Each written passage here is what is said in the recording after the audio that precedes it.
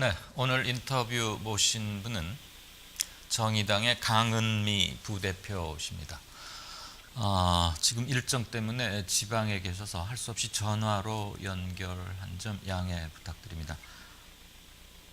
강은미 대표님?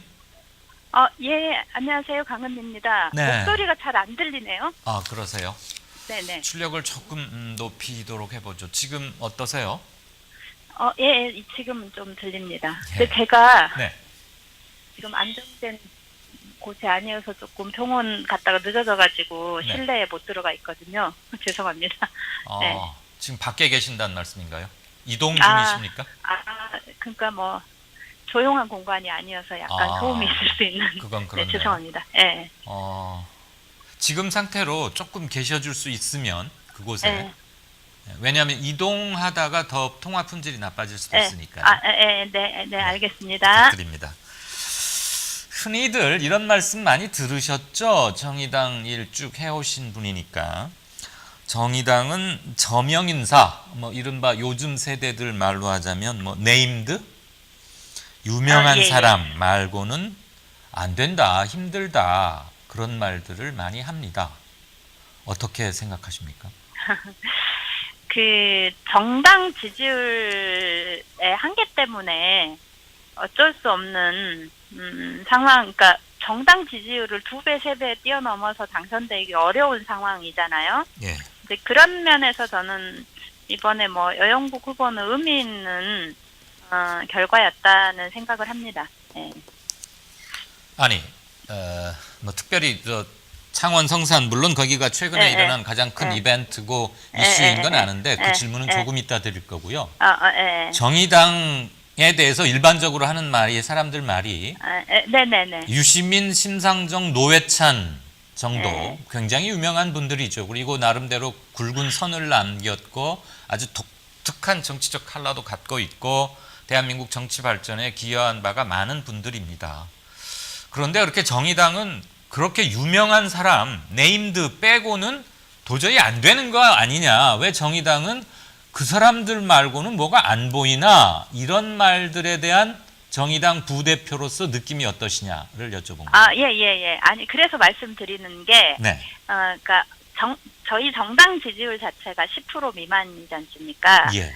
근데 지금 현재 우리나라 정치 구도가 거대 양당 구도 중심에서 선거를 맞붙으면 그 최악이 당선되지 않기 위해서 차악을 선택하는 표가 집중되는 이런 구조에서는 실제로 정말 현직 국회의원에서 정말 괜찮은 국회의원도 양강에 붙으면 10% 지지율도 받지 못하는 그런 구도일 수밖에 없는 현재 정치 구도가 그렇다는 거지요. 네. 그런데 이제 실제 그렇게 그 네임드가 약한 사람일지라도 이 가능성이 있다고 볼 때는 그 사람들이 붙어주면서 지지율이 올라가고 당선도 가능한 이런 것들이 있는 거고, 그런 면에서 권영길 의원이나 강기갑 의원도 그렇게 실은 지역에서 당선되신 거거든요. 네. 알겠습니다.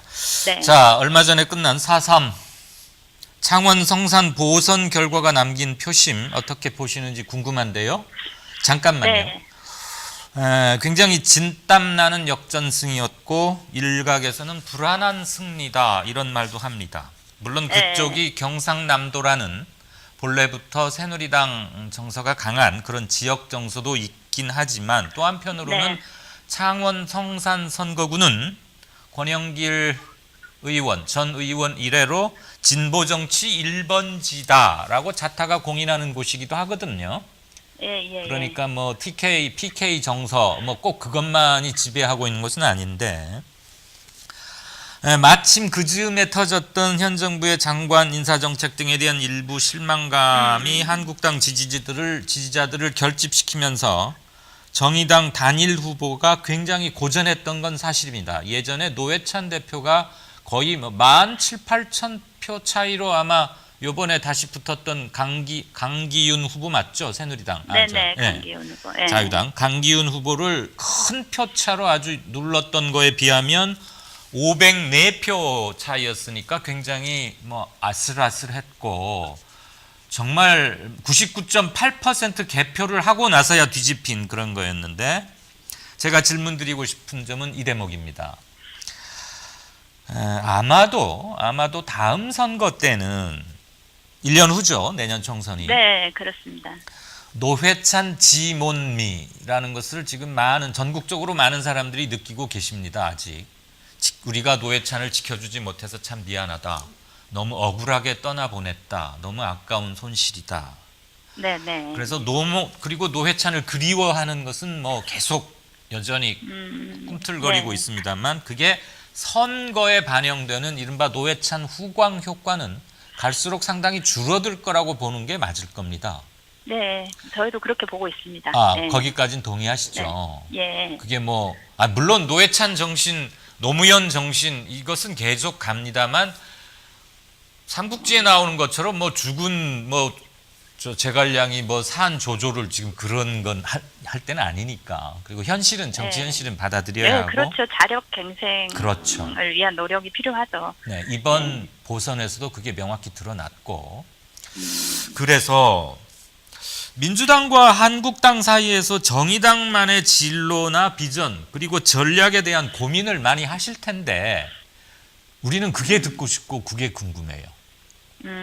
어떻게 자력갱생 방금 그 표현을 하셨는데. 네. 일단 그 창원 보궐선거 관련해서는 물론 그 노회찬 의원의 후광이 있었지만 네. 실은 그동안에 이제 도의원 했던 사람이 국회의원으로 당선되기가 정말 쉽지 않은 정치 구도이거든요. 네. 이제 그런 면에서 저는 지역에서 도의원 한 정치인이 국회의원으로 제1야당하고 맞서서 몇 표 차이로라도 실은 선거는 한 표 차이로도 이기는 게 중요한데 그렇게 이겼다는 것이 저는 의미 있게 받아들이고 예. 적어도 시민들이 보기에 그 1년 동안 여영국 의원의 능력이라고 하는 충분히 그런 여영국을 찍었던 시민들이 인정할 수 있을 만한 나는 성과들을 만들어낼 거고 그런다고 하면 그러면 겨우 1년 가지고 그러면 한 번 더 해볼 수 있게 나는 기회를 줄 수 있을 거라고 생각하고 그런 면에서 저는 1년 동안 열심히 노력하면 내년에도 시민의 선택을 받을 수 있을 거라고 생각을 합니다. 네.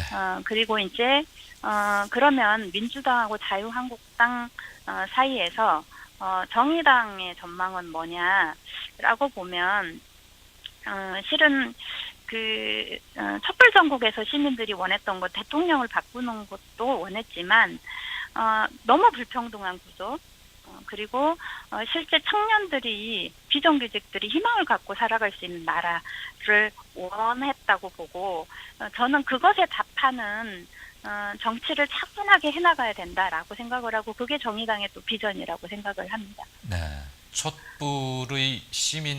촛불을 통해 드러난 시민들의 시대적 요구에 정확하게 부응하고 응답하는 것. 네. 네. 그렇죠. 그건 누구도 부인할 수 없는 것이고 제 질문에 약간 어폐가 있긴 했습니다. 민주당과 자유한국당 사이에서 정의당의 전략이나 비전이나 이런 건 뭐냐? 그 말은 노선과 정책 이른바 흔히 좌우하는 이 스펙트럼에서 네. 민주당과 자유한국당이 중간에 있다는 뜻이 아니고 네. 거대 두 정당 네. 현재까지는 그 두 정당이 아까도 우리 강 대표 처음 얘기했던 것처럼 사표 방지 심리 이래가지고 결국에는 마지막 순간에 어느 한쪽으로 쏠려버리는 유권자들의 심리가 분명히 있단 말이에요. 그래서 네, 평소에는 그렇죠. 정의당을 많이 지지하고 옳다고 생각하면서도 막상 정의당이 실제 얻어내는 정당 득표율은 기대보다 늘 적어왔어요. 그래서 아마 네. 정의당 모든 사람들의 고민이 그거일 것 같은데 정의당에서 중요한 역할을 하고 계시는 분이니까 좀 더 종합적인 견해가 듣고 싶었던 거죠. 촛불의 요구에 응답해야 한다는 것은 모든 정치하는 사람들이 실은 당연한 것이고 또 누구든 말로는 다 그렇게 하죠. 네. 네. 그러니까 이제 좀 더 구체적으로 들어간다고 하면 네. 결국은 지금 이제 5당 체계인데 네. 이 5당 체계에서도 지금 현재 이제 내년 총선을 1년 앞두고 바른미래당과 평화당 안에 막 이렇게 내분이 발생하는 것은 결국은 그 지금 현재 선거 제도로는 결국 양당 체제로 다시 갈 수밖에 없고 예. 그렇게 되는 한은 늘 국민의 뜻이 반영되지 않는 정치가 될 거라는 게 눈에 선한 거죠. 이제 그런 면에서 연동형 비례대표제를 어떻게든 그 추진해서 민심 그대로의 정치가 반영되게 하는 것과 다당제가 살아남을 수 있게 하는 방안을 찾는 것. 그리고 이제 또 한 가지는 말씀드린 것처럼 실제 이제 이 사회의 비정규직 문제, 불평등 문제가 심각한데 그렇게 드러나는 것을 해결하기 위해서 정의당은 비상구를 전국화하면서 파리바게트의 노동자들이 스스로 자기의 목소리를 낼 수 있는 걸 보고 이제 많은 그 젊은 청년 노동자들이 희망을 품고 네이버 노조나 이런 게 만들어졌는데 그 일을 지속적으로 정의당이 해나가고 있고 또 한편으로는 중소상공인들의 문제가 정말 심각하고 어려운데 그것과 관련해서도 우리가 그 갑질을 잡아내기 위해서 지속적으로 갑질 증언대회나 이런 걸 통해서 그 공정한 경쟁이 가능하도록 하는 이런 것들을 지속적으로 만들어내는 그래서 근본적으로 그런 사회의 문제들을 저 아래서부터 대응하고 만들어내 나가는 것 이런 것과 그다음에 정치 개혁을 통해서 또 아예 이런 체계 자체를 바꾸는 거 요것을 쭉 추진해 나가고 있는 거죠 정의당이. 네. 그 중에 아주 핵심적인 사항을 하나 언급하셨는데 연동형 비례대표제. 그러니까 쉽게 예. 말하면 선거에서 A 당이 전체적으로 10%의 국민적 지지율을 얻었다면 의석도 10%를 차지하는 것. 네. 이게 제일 간단하고 정의로운 거잖아요. 네, 그렇죠. 네, 그게 가장 맞는 거고 그냥 쉽게 말해서 더 이상 왈가왈부할 필요가 없죠. 네네. 예, 1,000원의 값어치가 있는 물건을 1,000원 주고 사는 게 맞지. 그걸 100원 주고 사는 것도 잘못된 일이고 10,000원 주고 사는 것도 바보 같은 일이고요. 네, 그렇습니다. 비유가 좀 그렇습니다만. 자, 정의당이야말로 비례대표제를 가장 먼저 그리고 가장 높은 목소리로 지금도 주장하고 있습니다. 왜 그러는지 조금 전에 설명했고요. 연동형 비례대표제 어떻게 관철해야 될까요?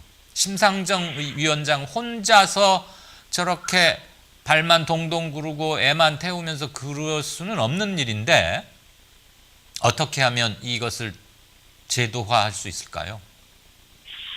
네, 저희는 이제 그 작년에 우리 그 바른미래당의 그 손 대표하고 우리 정의당 이정미 대표하고 네. 단식을 해가면서 어쨌든 그랬죠. 5당 원내대표 합의를 이끌어냈는데 이제 이게 이렇게 장처럼 그냥 없어지는 이런 상황이 될 줄은 몰랐었고 이제 그럼에도 불구하고 자유한국당을 제외한 나머지 4당이 이제 대표들이 모여서 그러면 패스트트랙을 해보자라고 예. 했는데 지금 이제 바른미래당 안에서 내분이 있는 건데 어쨌든 나는 손학규 대표가 결단을 해서 어떻게든 그 단일화를 내기 위해서 노력을 하고 있다고 생각하고 그것에 일단 기대를 하고 있고요. 그리고 저는 민주당도 실제로 이것이 해결되지 않고 그냥 선거제도를 비롯해서 개혁 입법안들이 아예 통과되지 못하는 상황이 될 때 민주당도 막중한 책임과 후폭풍이 있을 거라고 봤을 때 저는 두 정당이 좀 더 전향적으로 이 문제를 해결하기 위한 노력을 해야 된다고 보고요. 예. 어쨌든 그렇게 하기 위해서 정의당이 지금 현재 최선을 다하고 있고 그리고 이제 그 시민사회 단체도 이 문제와 관련해서 다양한 방식으로 현재 뭐 이렇게 그 견해를 활동을 내고 하고 있고 여론을 통한 압력을 행사하고 네, 있고요. 그런 네. 것을 하고 있는데 저는 굉장히 어렵긴 하지만 어떻게 해서든 다음 주 안에는 그 합의를 이끌어낼 있지 않을까라는 전망을 좀 하고 있습니다. 네, 4월 15일이 시한이기도 하고 어제 심상정 정개특위 위원장이 또 강력하게 촉구하기도 했고 네네. 언급하신 민주당이나 바미당이 이 상태로만 문기적거려서는 안 된다는 것을 또 표의 소재, 민심의 소재가 네. 어디 있는지 알고는 있을 터이니까 예. 네, 사실 그렇죠. 정의당이 지금 이것을 주도적으로 이끌어 나갈 형편은 객관적으로 볼 때 거기까지는 미치지 못하니까 예, 어쨌거나 정의당으로서는 그러더라도 상당히 뭐 정의당이 2년 전부터 해온 것들이 굉장히 빠른 시일 안에 이렇게 그 쟁점화되게 한 역할은 있죠. 외국 같은 경우는 뭐 이런 논의를 하더라도 10년 넘게 걸려서 겨우 뭐 이렇게 만들어지기는 했는데 우리는 시작한 시간에 비하면 빠르게 알겠습니다. 뭐 중요한 쟁점으로 된 것은 정의당이 그만큼 노력한 결과이지 않을까 싶긴 합니다. 우리 강은미 대표의 그 적극성과 낙관적 견해, 네. 비판은 칼같이 하되 의지는 낙관적으로 가져라. 뭐 이런 네. 얘기가 있는데 생각이 나는군요. 좋습니다. 사람들이 정의당에게 기대하는 게 뭐라고 생각하십니까? 그러니까 이제 그 이번에 여영국 선거를 볼 때도 그렇고 저쪽 지역에서 여러 차례 뭐 출마하면서 늘 시민들이 이야기하는 것은 니네들 밥그릇 싸움하지 말고 정말 그 시민들이 원하는 정치를 하라는 거고요. 정의당에 바라는 것은 그런 것이죠. 그 아까 말씀드린 것처럼 정말 그 대한민국이 스스로 노력해서 한다고 하면 굳이 부모의 배경이나 뭐 이런 재산이나 이런 거 없이도 그 먹고 살만하고 뭐 아프면 병원 가고 뭐 이렇게 될 정도의 사회를 만들기를 원하고 그 사회를 만드는데 정의당이 앞장서서 만들어주기를 바라는 마음이라고 봅니다. 알겠습니다. 마지막 질문 드릴게요. 네. 지금 밖에 계신다는데 설마 춥지는 않으세요? 저 오늘 네네. 오늘 날씨가 굉장히 쌀쌀해서 네. 좀 걱정됩니다. 정의당의 외연 확장 방안 고민하고 있는 것 또는 당 내에서 얘기가 수렴된 것 한 30초 내로 짧게 좀 부탁드릴까요? 일단 그 6, 7% 지지율 가지고는 사실 뭘 주도할 수는 없거든요. 한 15% 선 정도는 올라와야 되는 게 아닌가 그런 생각들을 많이 하던데. 네. 네. 어쨌든 지금 현재 정의당이 청년들을 향해서 지속적으로 뭐 정책도 내오고 있고 그 다음에 이제 중소상공인들을 향해서도 지속적으로 정책을 내오고 이렇게 하고 있는데 네. 실은 그렇게 청년 비정규직 중소상공인들 이런 그 정책들이 조금씩 성과를 내면서 여기를 통해서 저는 그 선거가 닥치면 좀 외연 확대가 가능하지 않을까라는 생각을 하고요. 네. 내년 총선과 관련해서도 그런 사람들을 대변할 수 있는 후보들을 내는 것까지를 적극적으로 고민하고 있습니다. 네. 청년층과 중소상공인들이 확실한 지지를 견인해내겠다. 적어도 네. 그 층만큼은 바로 정의당으로 직결되도록 하겠다. 이런 말씀으로 들으면 되겠죠? 비정규직 문제까지를 포함해서요. 예. 네, 예. 네. 고맙습니다. 네. 네. 지금까지 정의당 강은미 부대표였습니다.